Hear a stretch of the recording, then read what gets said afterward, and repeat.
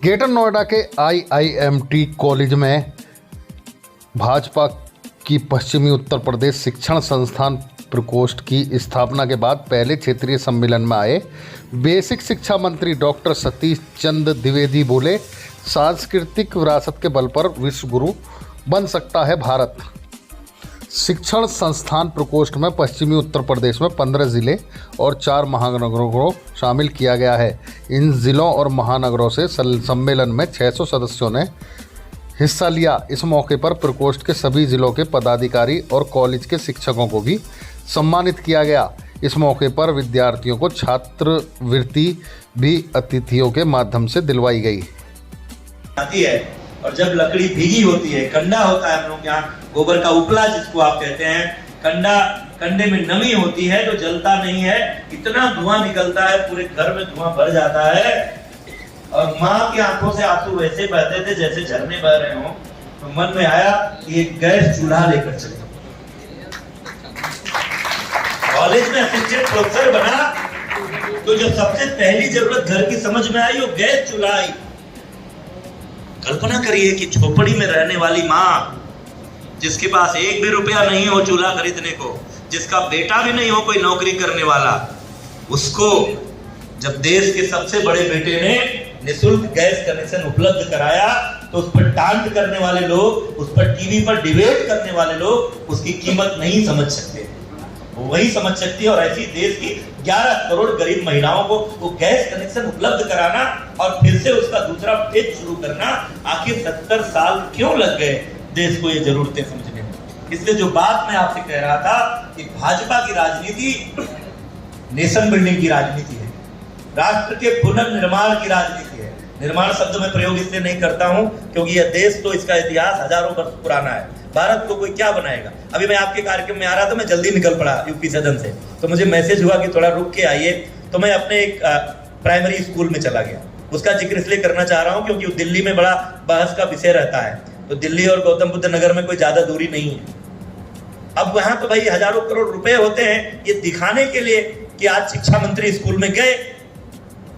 हमारे पास एक एक रुपया जो है हम अपने एक्सप्रेस वे पर खर्च कर रहे हैं, हम उत्तर प्रदेश के औद्योगिकरण पर खर्च कर रहे हैं, उत्तर प्रदेश के किसानों की बेहतरी पर खर्च कर रहे हैं, उत्तर प्रदेश के नौजवानों को रोजगार देने के लिए मिशन रोजगार पर खर्च कर रहे हैं, जिसके अंतर्गत 4.5 साल में 5 लाख नौजवानों को हमने नौकरी दी है। 1.25 लाख तो केवल बेसिक शिक्षा में दी है। कुल मिला के शिक्षा क्षेत्र के सब लोग बैठे 1.5 लाख प्रत्यक्ष रूप से हमने शिक्षक बनाए।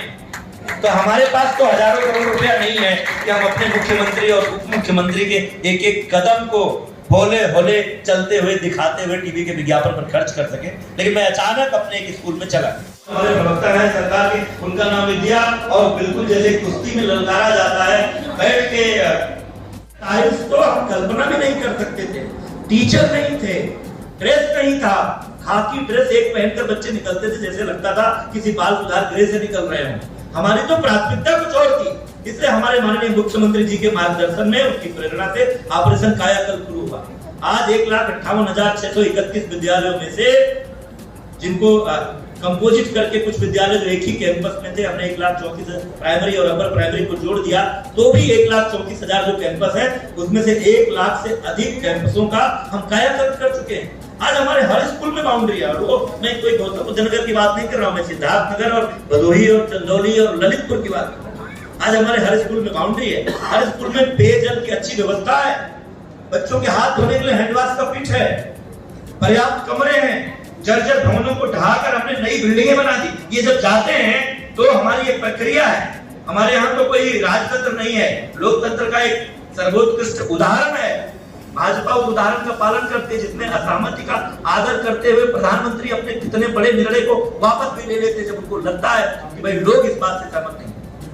इन सबके आने के कारण, लगातार इस सोने की चिड़िया के पंख नोचने के कारण, इस देश को लूटने के कारण और आजादी के बाद भी लूटने वालों की सरकारें बनने के कारण इस देश का जो भव्य महल था वो जो जर्जर हुआ था, हम तो उसके जीर्णोद्धार की बात करते हैं, उसके सुंदरीकरण की बात करते हैं, इसलिए हम नेशनल रिकंस्ट्रक्शन की बात करते हैं, राष्ट्रीय पुनर्निर्माण की बात करते हैं।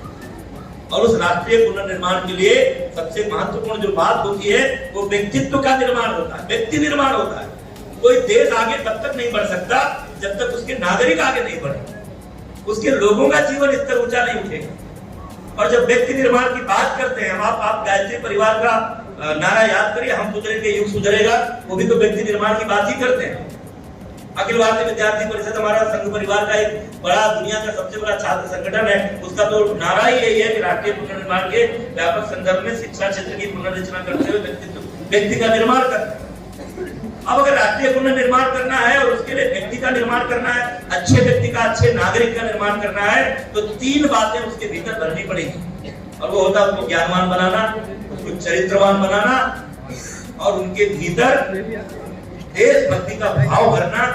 एक सामने यहाँ पर बैठे इन तीनों का आप ही कर, भले ही उसमें शिक्षक भी एक घटक है, छात्र भी एक घटक है, समाज और अभिभावक भी एक घटक है, लेकिन करते तो आप हैं। इसलिए आज आपसे ये अनुरोध करने आया हूँ, अपील करने आया हूँ, ये आह्वान करने आया हूँ कि राष्ट्रीय पुनर्निर्माण की बृहद प्रक्रिया का हिस्सा बने, व्यक्ति निर्माण की प्रक्रिया का हिस्सा बने।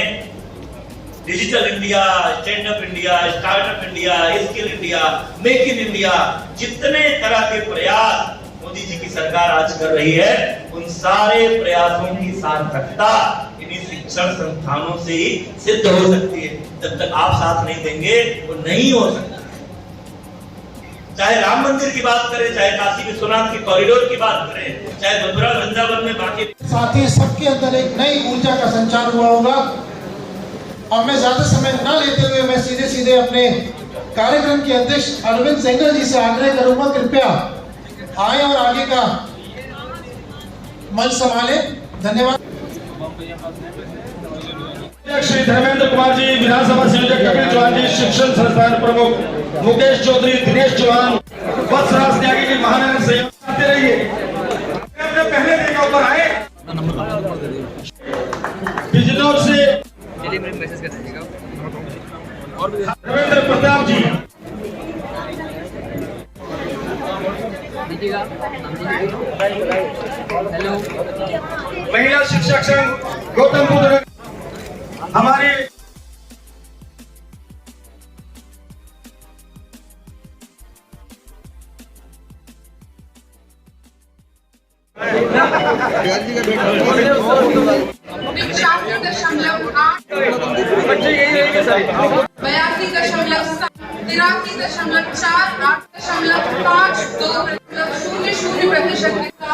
प्रवीण कुमार, नवीन कुमार शर्मा 40,000, ऋचा शर्मा 50,000, सुधीर कुमार अरोड़ा 50,000, सुनील तेगवाल 50,000, लता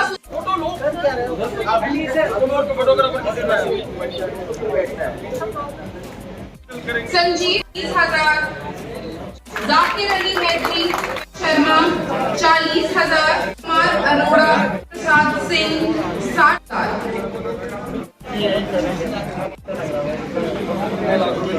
आज 25 IMT श्री सतीश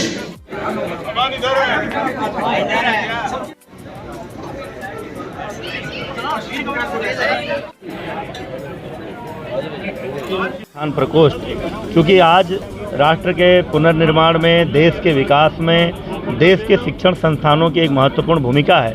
तो जो लोग उन संस्थानों का संचालन करते हैं, जिनमें हजारों लाखों शिक्षक बच्चों को पढ़ाते हैं, और जो बच्चे वहाँ से निकलकर समाज के विभिन्न क्षेत्रों में जाते हैं, कोई डॉक्टर बनता है, कोई इंजीनियर बनता है, कोई अन्य टेक्नोक्रेट्स बनता है, वकील बनता है, मैनेजर बनता है, तो इन संस्थानों को भारतीय जनता पार्टी अपने साथ जोड़ना चाहती है, ताकि देश के विकास का एजेंडा जो भाजपा का है वो एजेंडा आगे बढ़ सके और ये देश आगे बढ़ सके। इसी प्रकोष्ठ का पश्चिम क्षेत्र का क्षेत्रीय सम्मेलन आज यहाँ पर था, उसी सम्मेलन में शामिल होने में भी आया था। सर, छात्रवृत्ति का भी वितरण किया गया है कॉलेज की तरफ से, अच्छा लगा। IIMT का यह जो प्रयास है उसके लिए मैं उनको बधाई देता हूँ। उन्होंने अच्छा करने वाले छात्रों को भी स्कॉलरशिप दी, और जो अध्यापक मेहनत से पढ़ाते हैं, उन बच्चों को इस लायक बनाते हैं कि वो मेधा की सूची में शामिल हो सकें, उन अध्यापकों को भी प्रोत्साहन की राशि दी है। मैं उसके लिए IIMT को बधाई देता हूं, और अन्य संस्थानों को भी कहूंगा कि उनको भी इस तरह के प्रोत्साहन देने चाहिए।